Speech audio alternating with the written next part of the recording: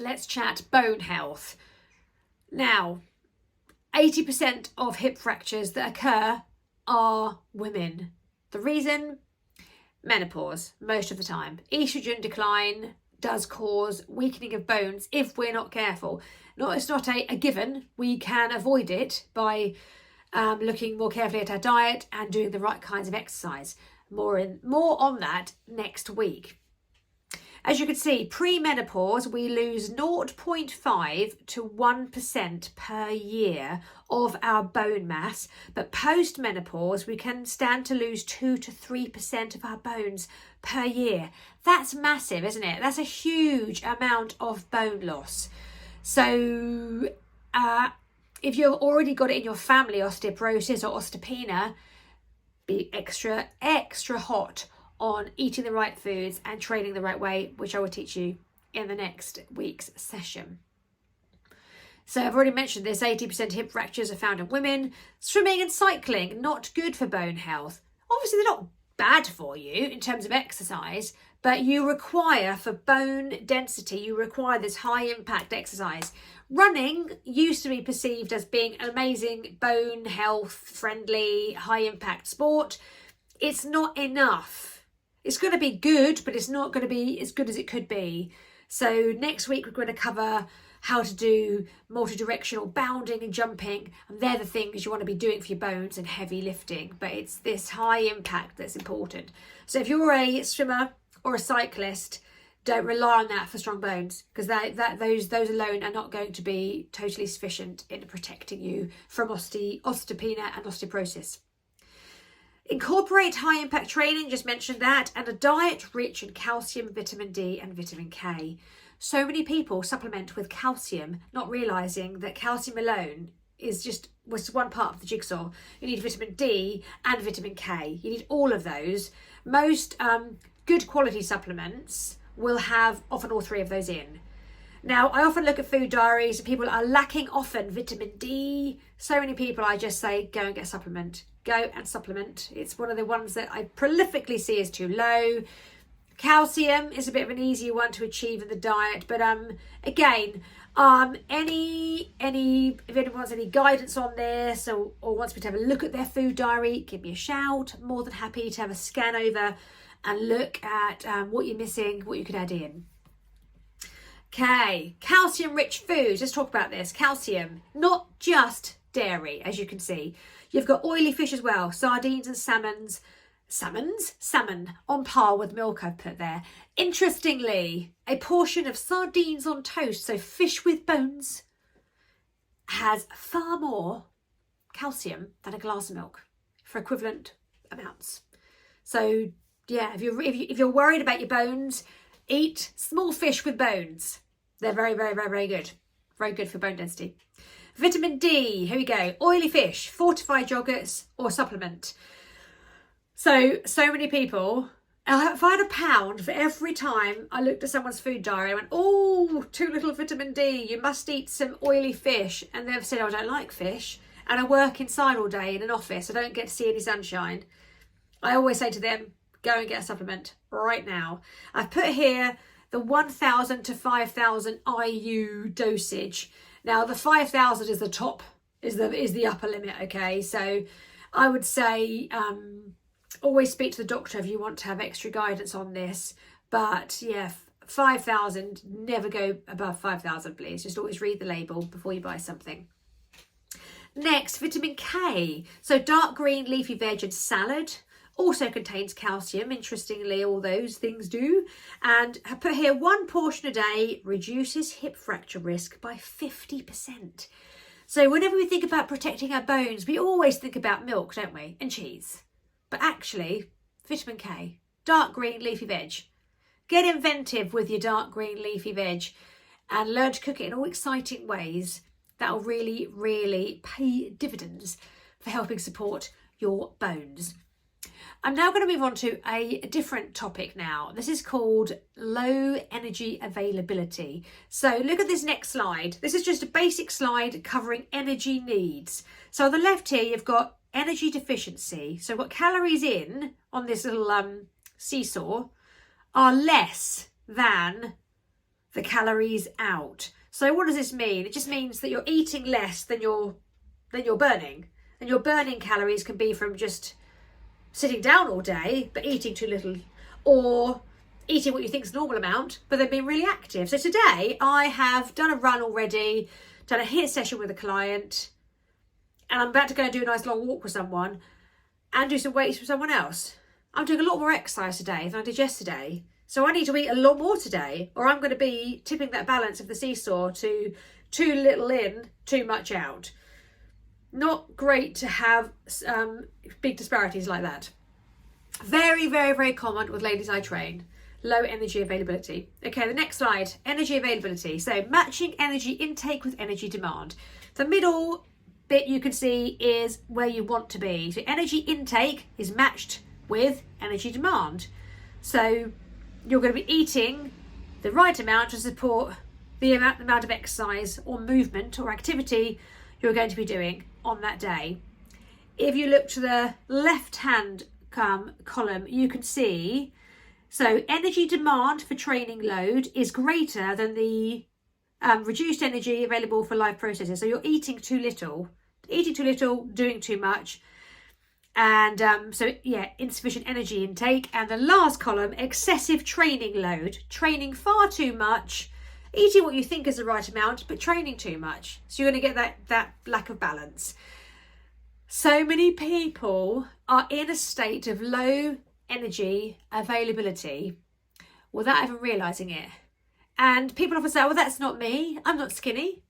You don't have to be skinny to be in low energy availability.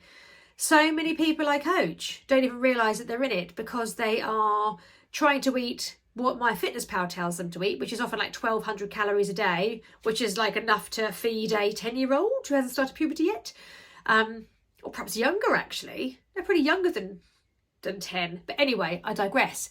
It's not enough calories. So if you're not already familiar, Google BMR calculator, which stands for basal metabolic rate. So BMR calculator. It will ask you for your gender, your weight, your height, and it will tell you how many calories you personally need to eat a minimum of a day just for your organs to function. That does not mean what you should eat with exercise. There's often on these calculators, it'll also say to you, your basic BMR is this. Based on your activity level, which could be sedentary right up to really active, it will then tell you how many calories you should be eating to maintain your current weight based on all those things. So many women are under eating and they're eating below their BMR. We don't want to do that. You will not lose lovely subcutaneous body fat and get leaner. You will lose muscle mass if you're not careful. And if you do that for a long time, you are putting so much strain on your body, on your bones, your metabolism. You can put yourself in a bit of a downward spiral. But if you think you might be in LEA, so symptoms are, do you feel tired all the time? Are you sleeping badly? Are you not seeing results from your training? Have you gone off your appetite a little bit? Is your libido a bit low? Are you a bit irritable? Find it hard to concentrate? All the things that actually are quite perimenopausal, but could be also linked to your calories in and versus calories out. So again, any questions with regards to that, just message me. It's a big area that I'm quite hot on. So please reach out to me. Again, next we have LEA in peri-post-menopause. Oh, here's just a little recap. Watch out for fatigue. Oh, low iron. I didn't mention low iron in my blurb just now. Yeah, low iron is a classic sign of it in peri and post-menopause. Poor appetite cues and poor exercise performance. And then endocrine dysfunction. Here's what happens. You get metabolic disruptions, i.e. your body stops burning fat quite so well. Your bone health declines. Decreased immune system. Gut malfunctioning. So if you've got IBS, you might be finding that gets a lot worse for a little while. That's just, your gut might be, very unhappy and miserable. Decreased neuromuscular coordination. So you're more prone to injury, more prone to falling over, tripping up, dropping things. And psychological impacts, inability to recognise REDS in very active women. So REDS is the next level on from LEA. Red stands for relative energy deficiency in sport. And if you've got a friend or you've experienced this and through exercise have got a stress fracture, that's a classic sign of someone who's in reds. That's kind of LEA gone too far down the line. No, not enough calories to support the sport or the activity you're doing. Solution is reduce the exercise, increase the food. Quite simple. But again, any questions on that, please reach out to me. Right, I'm going to finish this nutrition section on nutrition faux pas and mistakes. Okay, not fueling before exercise, training fasted, big eating too little, eating too much starchy carbs, eating too little protein, eating too late, which disrupts our sleep, which then has a detrimental effect on cortisol levels, etc. Thinking that shakes and bars can replace real food. I mentioned that I have protein smoothies, but I don't just have smoothie with water. I mean, protein shake and water. I will make a meal like that's got 3 or 4 portions of, 2 or 3 actually, don't lie, Kelly. 2 or 3 portions of fruit and veg, chuck in greens every time. It's got some flaxseed and often some healthy nut butter. I make a really nutritious meal. As opposed to having what people often do after the gym is have just a protein shake powder with just water and think that's a meal. It's really not. So thinking about shakes and bars that can replace real food. So they are processed. They're often high in sugar. Vitamins and minerals added versus naturally occurring. You can't beat nature. Vitamins and minerals found in real food are your body just likes more. When in real life would you have every single vitamin and mineral that's needed for the day in one gulp moment, like you do with an A to Z? Nature doesn't work like that, and our bodies are not designed to take on board vitamins and minerals in that way. Our body is designed to maximise vitamins and minerals through having a diverse diet. So eat real foods versus supplementing whenever you can. If you need supplement for a medical reason, that's different. Okay, so I've just said this, relying on supplements to create a healthy diet. Vitamins and minerals from real food, far superior. And caring too much about calories versus calories. I love that little phrase. So I created a social media post about this a while ago. So calories are just a small bit of the story, whereas calories, as in how many colours can you get into your diet every day via fruits, veg, salads, that's what you're going to focus on. One thing I was going to talk about, which is a really interesting thing, I'm going to go back to gut health now, because I just mentioned gut diversity. A female triathlete who was in America had, what was her condition? She had pelvic inflammatory disease, and she was a very fit, well, she was trying to be a really fit woman, exercising all the time, eating a healthy diet, but they couldn't fix her. So she was recommended to have a fecal transplant. So a poo transplant. It's a real thing. I've got a friend who does them at Addenbrooke's. It's a smelly job, apparently. But anyway, hope you're not eating your dinner right now.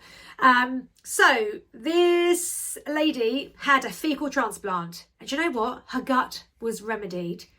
Her inflammation reduced, felt really well again. However, she started putting on weight at the rate of knots and had no idea what the hell was going on. And the reason was that when she went back to see the consultant, they said, oh, the person you had your fecal transplant from was obese. And the only thing they could think of was that person's gut bacteria was higher in firmicutes than bacteroidetes compared to what hers used to be. And I said right at the beginning of all this nutrition stuff that too much firmicutes, i.e. bad bacteria, was linked to obesity. That's proof. The proof is in the pudding. That was one of the first times they realised that there was a direct link with bad bacteria and obesity. Anyway, I totally digress. And I'm just going to just finish off by saying, here are some key take-homes. It is possible to be lean and strong during and post-menopause. It absolutely is. We do not write ourselves off. We do not use the word the change and accept that we're going to change.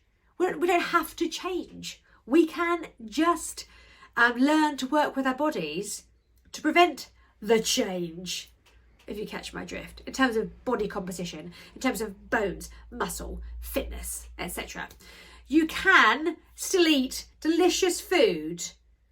You could eat, your food can still be tasty and delicious. Sorry, read the slide, Kelly.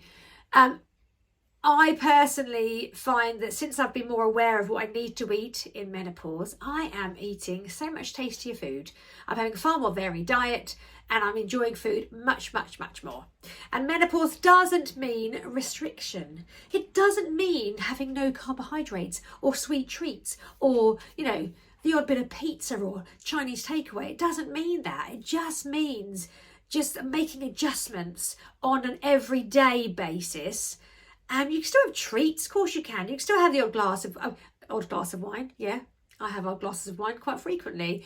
It's just knowing and understanding about the changes that we need to put in place most of the time. Everything in moderation, okay? Diets, no, you don't just diet whilst you go through menopause. Absolutely not. Just be aware of all the things I've said. Not too much carbohydrate, lots of lovely healthy fats, and lots of protein. I hope that's been helpful. It's been a lot, I've covered a lot of nutrition, and any individual questions, please send them to me and I will cover those in the Q&A that is coming up.